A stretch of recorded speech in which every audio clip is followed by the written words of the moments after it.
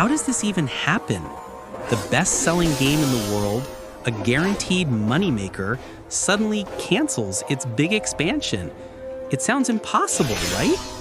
Back in March of 2025, the gaming world was handed a mystery. The planned expansion for the record-shattering Hogwarts Legacy was scrapped. By every metric, this was a guaranteed success, a license to print money. So why walk away from a sure thing? To understand this bizarre decision, you first have to understand the sheer scale of its success. The answer wasn't in the game's success, but in the failures of its parent company, Warner Bros. While Hogwarts Legacy soared, other games crashed, creating a financial black hole. The fallout was severe. Studios shuttered, executives stepped down. In this chaos, even a surefire hit was cut to save cash. But then, something unexpected happened. Warner Bros. Pivoted, releasing huge free updates, official mod support, and a surprise addition to Xbox Play Anywhere, giving players incredible value at no cost. How does this happen? The best-selling game of the year, a certified moneymaker, suddenly gets its planned expansion canceled. Well, that's the mystery we're going to dive into today, and trust me, the answer is probably not what you're thinking. So back in March of 2025, the news dropped. That big expansion plan for the mega-hit Hogwarts Legacy, it was officially scrapped. And this came as a massive shock to everyone. I mean, by every single metric, making more content for this game should have been an absolute no-brainer. And that's the central question, isn't it? It just makes no sense. Why would you walk away from a guaranteed payday? To really get just how bizarre this decision was, you first have to understand the sheer scale of this game's success. So let's start there. Let's talk about just how massive this game really was. Because it wasn't just a hit, it was a complete juggernaut. I mean, just look at this growth. It launches and bam, 12 million units right out of the gate. Less than a year later, that number doubles to 24 million. By the time the expansion got canceled, it had flown past 34 million units sold. Those numbers are just absolutely mind-boggling. And it didn't just sell well. It outsold everything. It was the #1 best-selling game in the entire world for 2023, which, again, just makes the cancellation even more confusing.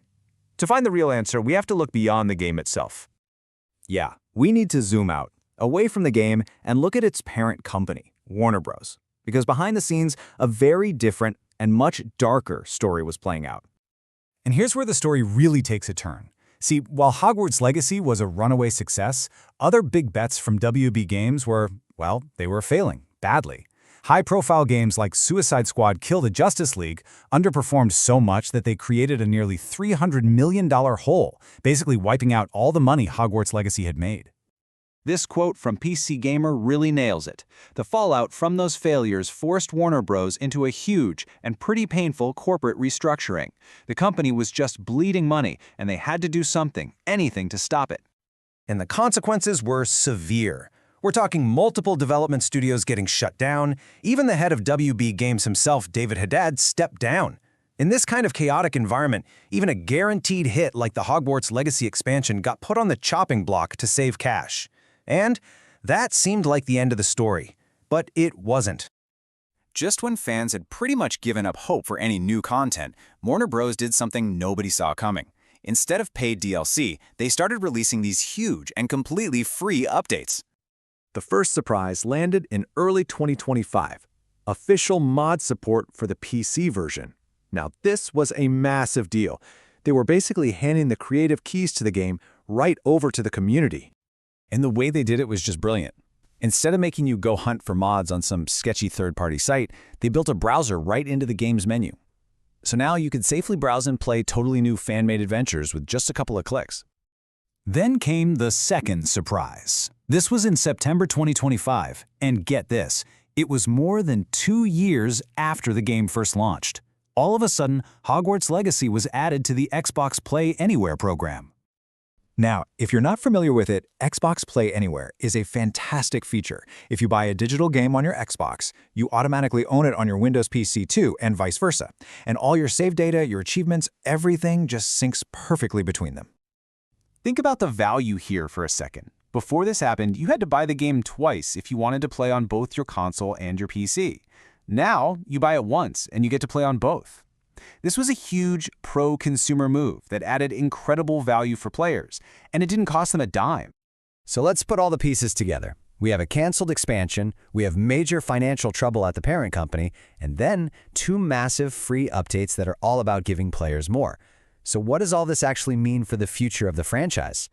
Well, despite canceling the DLC, Warner Bros. Has been crystal clear that the Harry Potter IP is one of its 4 core tentpole franchises. They are still betting big on the Wizarding World for their future in gaming. No question about it.